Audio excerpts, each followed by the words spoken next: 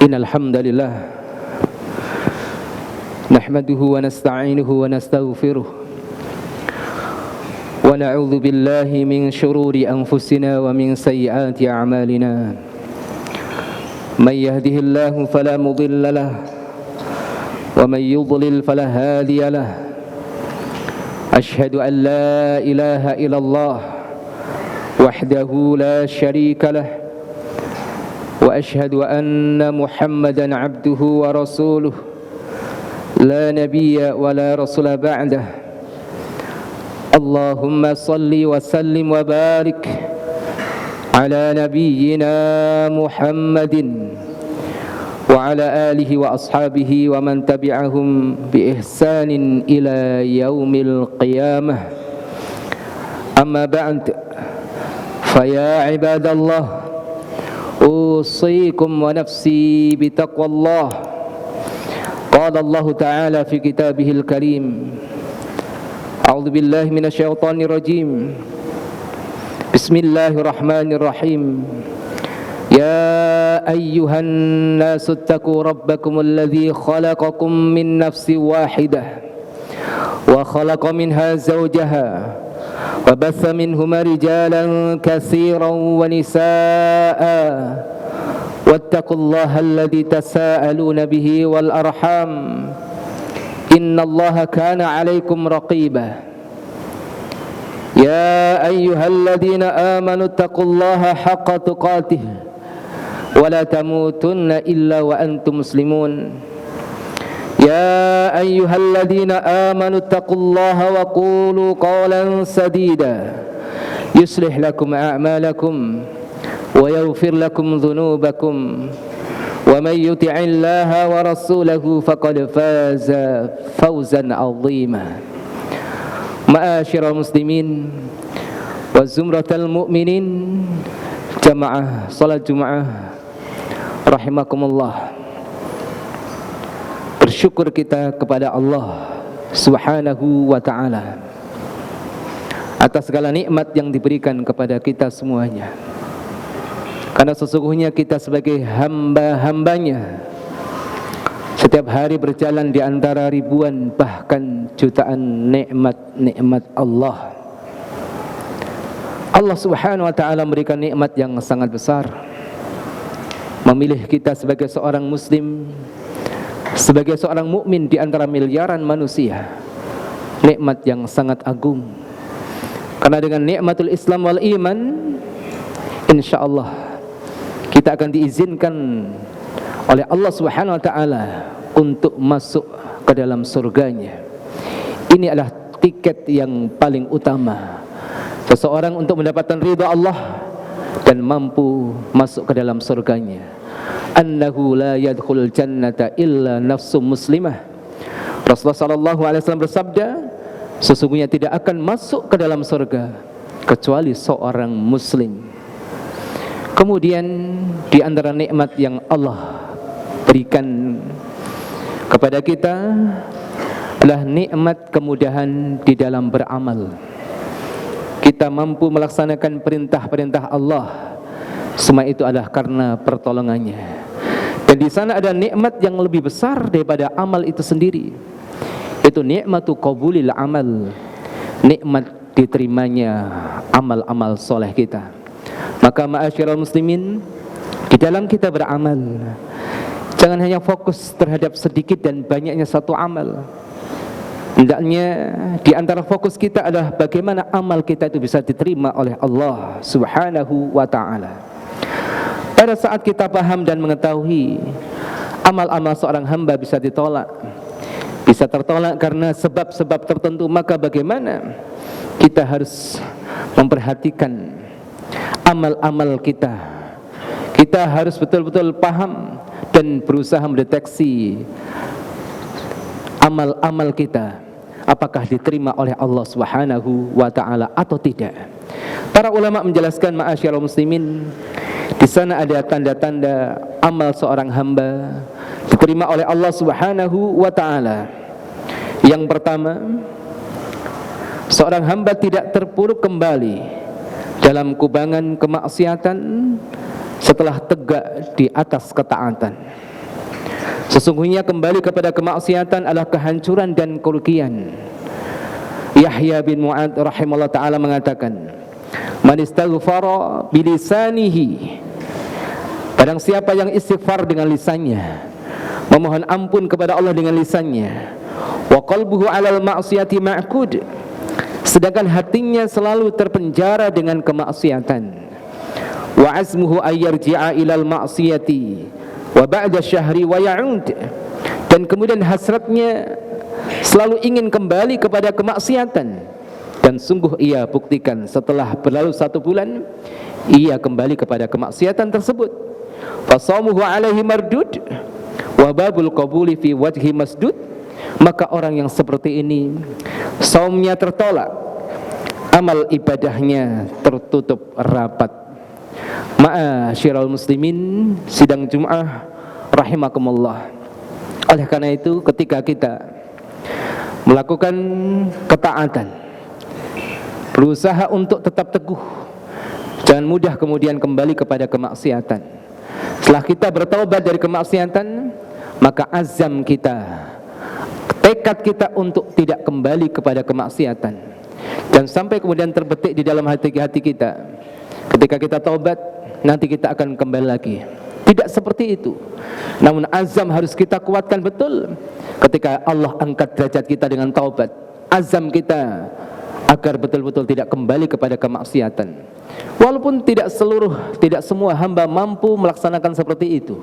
Ada orang yang kemudian bertaubat, jatuh kembali kepada kemaksiatan, bertaubat kembali, kemudian jatuh kembali kepada kemaksiatan. Apakah hamba seperti ini akan diampuni oleh Allah? Dalam hadis Imam Bukhari, orang seperti ini mendapatkan ampunan dari Allah, bahkan 100 kali berbuat maksiat dan 100 kali berbuat taubat. Allah Al-Ghafur yang banyak maghfirahnya. Namun pertanyaannya, apakah kita tahu batas akhir taubat kita? Siapa yang tahu di antara kita akhir daripada ajal kita? Kita tidak tahu. Karena sesungguhnya ketika nyawa seorang hamba sampai di kerongkongan, maka sungguh pintu tobat telah tertutup baginya.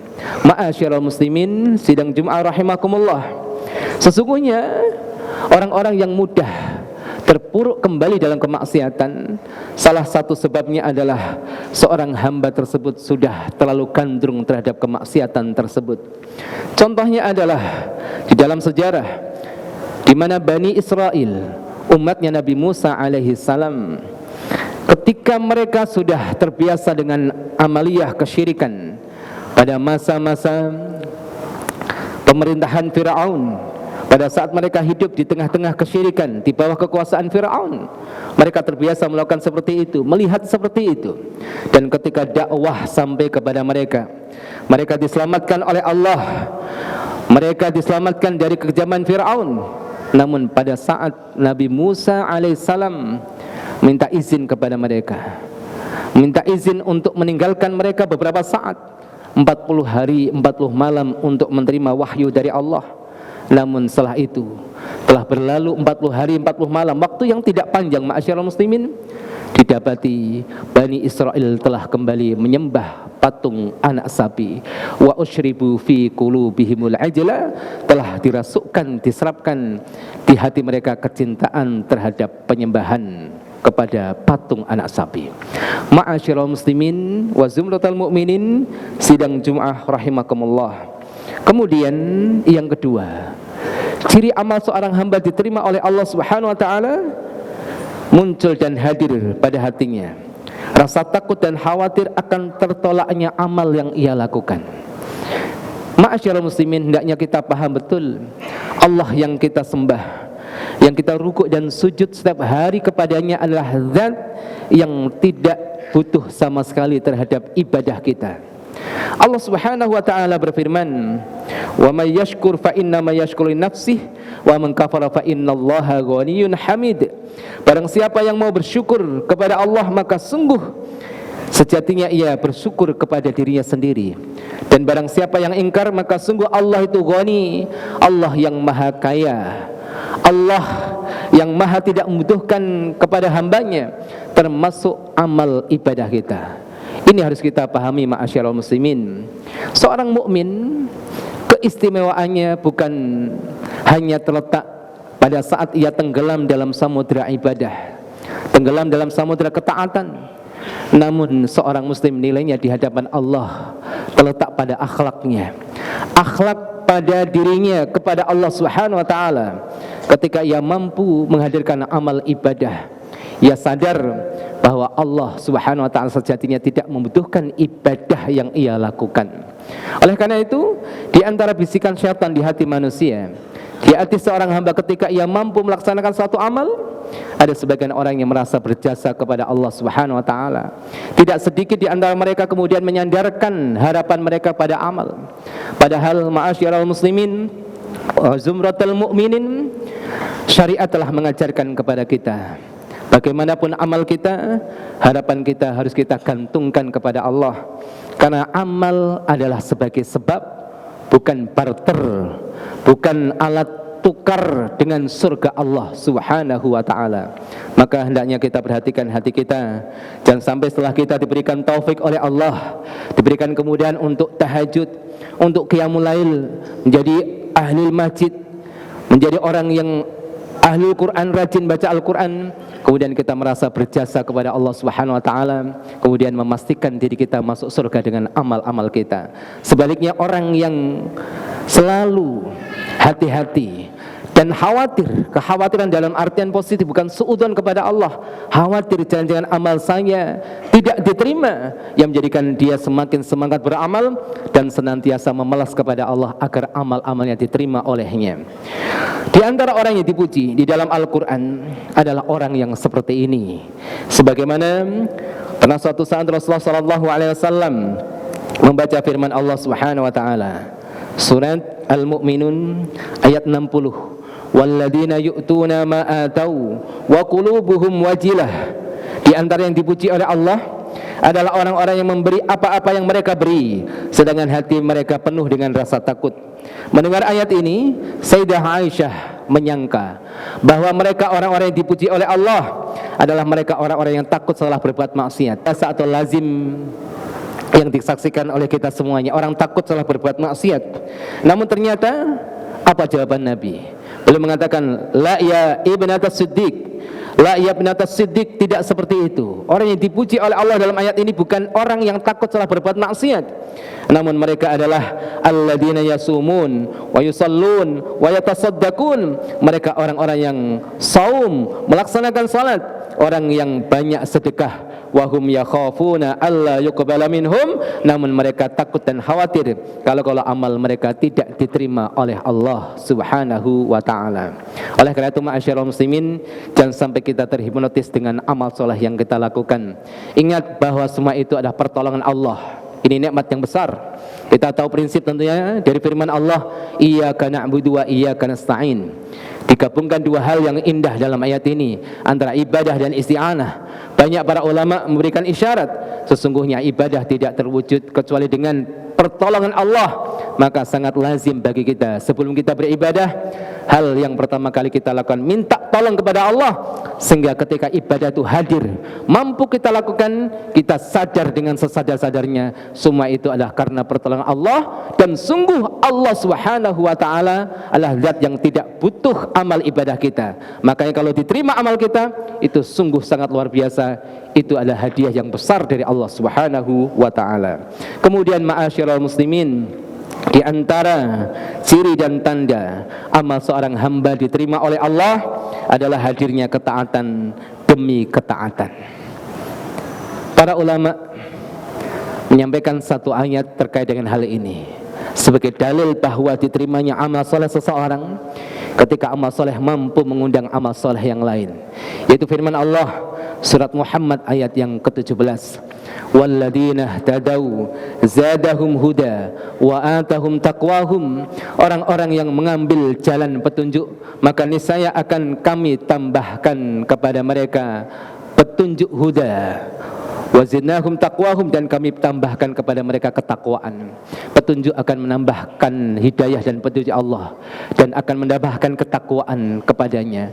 Ma'asyiral muslimin, makanya dari sini Hendaknya kita memuji Allah pada saat kita diberikan nikmatul istiqamah, beramal kemudian kita mampu beramal soleh setelahnya.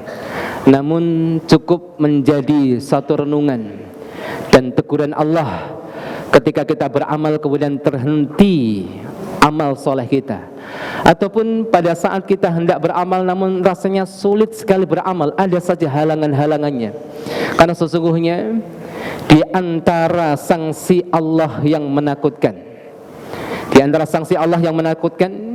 ternyata bukan berupa sanksi yang real yang dirasakan oleh fisik kita, berupa teguran, mungkin bencana malapetaka. Karena terkadang yang seperti itu malah menjadikan kita ingat Allah. Pada saat sehat kita tidak ingat Allah, kemudian Allah berikan peringatan dengan sakit, akhirnya lisan kita rajin istighfar mohon ampun kepadanya. Pada saat seseorang kehilangan uangnya, dia berpikir mungkin karena tidak banyak sedekah, ingat.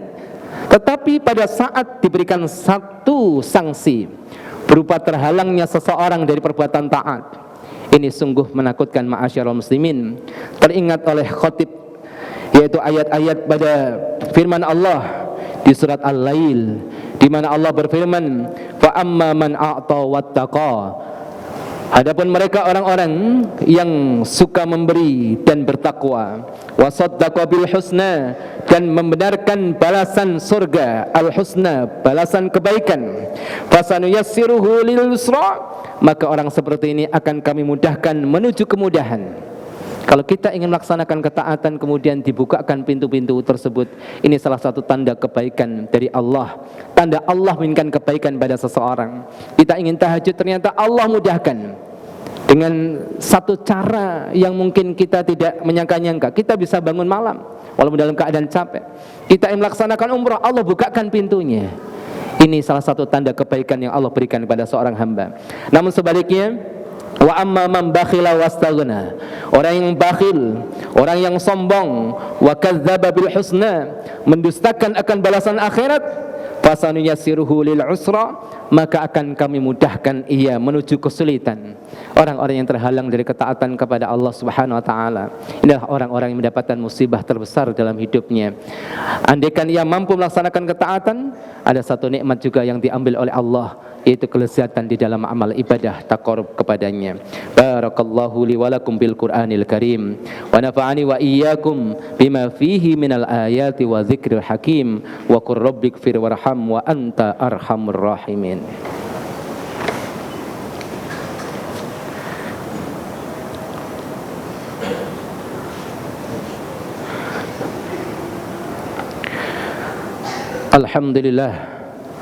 Alhamdulillah rabbil alamin, wassalatu wassalamu ala asyrafil anbiya'i wal mursalin wa ala alihi wa ashabihi wa man tabi'ahum bi ihsanin ila yaumiddin. Asyhadu an la ilaha illallah wahdahu la syarika lah, wa asyhadu anna Muhammadan abduhu wa rasuluh, la nabiyya wa la rasula ba'dah. Amma ba'du, fa ya ibadallah, usikum wa nafsi bitaqallah, ittaqullaha haqqa tuqatih wa la tamutunna illa wa antum muslimun. Ma'asyiral muslimin, sidang Jumat rahimakumullah, khatib mengajak diri pribadi khatib dan jamaah kaum muslimin sekalian untuk senantiasa bertakwa kepada Allah Subhanahu wa taala. Takwa dalam artian yang sebenar-benarnya, yaitu menjalankan perintah-perintah Allah dan menjauhi segala larangan-larangannya. Dan sesungguhnya takwa adalah sebaik-baik bekal kita menuju Allah Subhanahu wa taala. Kemudian khatib juga mengajak jamaah sekalian untuk sekuat tenaga meninggalkan larangan-larangan Allah, terkhusus kita yang hidup di akhir zaman.